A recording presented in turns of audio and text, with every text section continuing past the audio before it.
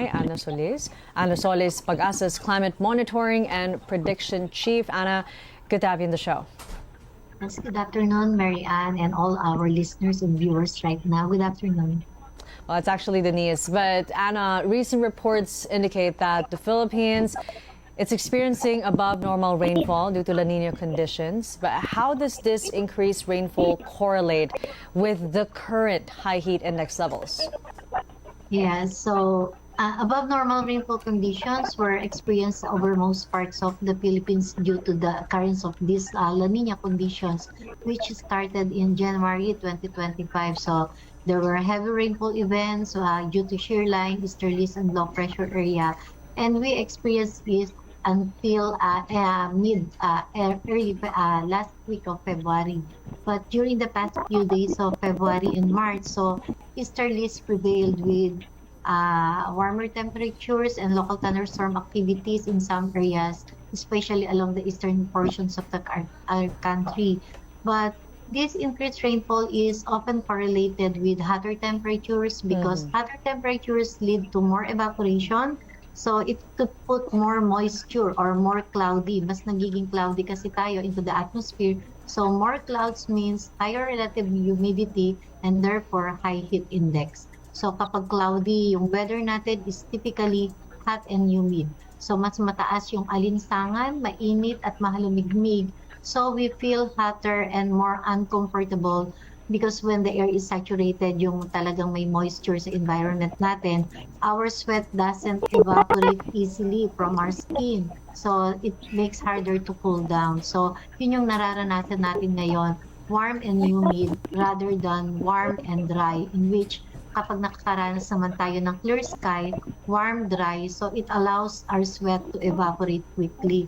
So ngayon, it's cloudier because of this La Nina condition as well. Okay, thanks for that, Anna. Now, Pag-asa also has forecast that the warm and dry season will commence in mid to late March. But how do these projections align with the recent heat index readings? There were reports that the heat index danger levels reached in 5 Luzon areas. You know, what implications does this have for the upcoming dry season? Yeah. Historically, our average start of warm and dry season starts in mid-March. So, but with the recent heat index readings, so we might say that not many places are still experiencing a high heat index right now. So, kapag dumating na talaga yung warm and dry season, so yung usual warm and dry season natin ay darating. So, hindi pa widespread yung mga areas na affected ng high heat indices. But maybe in the next few days or week or come mid-March, so when the amihan finally over, mag-terminate na ang Pag-asa, so we will notice that more and more areas will experience hotter and humid weather. So, but last year's hot and dry season was record-breaking experience.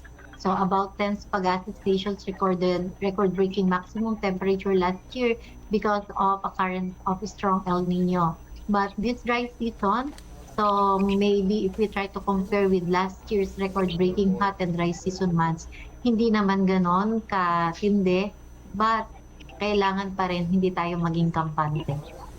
Speaking of the El Nino, so it has been noted that this year's warm and dry season, as you mentioned, may not reach the very extreme temperatures that were experienced last year. Can you elaborate more, though, on the factors that are contributing to this assessment and how should the public interpret these forecasts? Yeah. So La Nina conditions, there is still ongoing La Nina. La Nina, it might end this March or April. With this situation, the usual warm and humid and sometimes warm and dry conditions kapag nakakakita tayo ng mga clear skies, this will also become prevalent.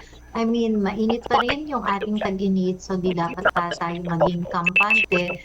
So still, kailangan yung mga public na, yung general public, especially the most vulnerable ones, such as yung mga senior citizens natin and infants. So kailangan pag-ingatan natin with this warm and dry season months. Lastly, Anna, considering all that you have mentioned, the current climatic conditions, the heat index reaching the danger levels in several Luzon areas, what steps is Pag-asa taking to enhance public awareness and preparedness for such events? Yeah. So we always issue heat index forecast daily. So we updating it at 5 p.m. at Pag-asa website and also in all official DOST Pag-asa social media accounts. And we also have some climate forum being done by Pag-asa regularly and also press briefing with the general public as well as with the media so that we could spread those information and updates coming in from Pag-asa. So stay tuned and always be keep on monitoring about Pag-asa's latest heat index forecast as well as other weather phenomena. So maging handa lang po tayo and mag-monitor sa DOST Pag-asa. Ana Solis, Pag-asa's Climate Monitoring and Prediction Chief. Ana, thank you so much again for joining us here at Top Story.